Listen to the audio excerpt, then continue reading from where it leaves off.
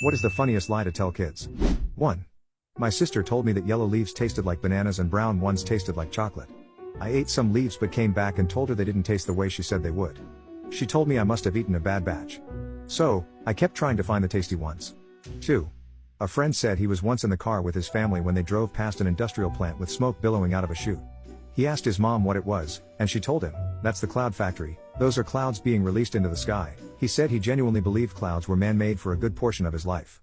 3. I told my 7-year-old sister that if you lick your fingers and wipe them in your ear, your hearing will get better. When she did it, I talked a little louder and raised the TV volume without her noticing. She kept doing it every day until her teacher told her it wasn't true. 4. When my baby sister was 4, I was 20. One day, it was storming loudly, with lightning and thunder, and she was terrified. Eventually, she fell asleep. While she was napping, I had to run outside for something and came back soaked. When the storm cleared, she woke up and asked why I was so wet. I told her, "Well, since you were scared, I went and fought the storm. I won." I pointed outside to the clearing sky. The awe on her face was priceless.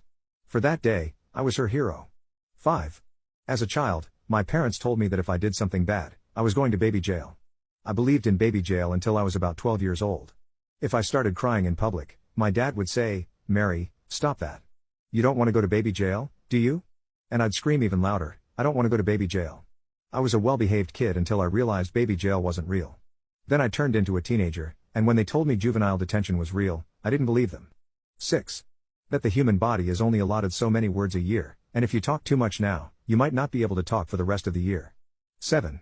I was at my friend's house, and his 5-year-old nephew was there. The nephew stole my friend's phone, so I said, "Hey Brian, I'm going to have to call the invisible cops on my invisible phone." He laughed and said, "No, you won't." I pretended to hold my invisible phone and said, "Hello? Invisible cops? Brian is stealing his uncle's phone." "Oh, you'll be here in 5 minutes to take him to invisible jail? Okay, I'll keep him here." Brian immediately started freaking out and crying. 8. When my youngest was in elementary school, I could see his playground from our living room window. When he came home, I used to say things like, "Did you have a good game of football after lunch?" Or "I saw you playing tag with Steven." He was amazed, and I'd just say, "Moms know everything." This lasted for a couple of years.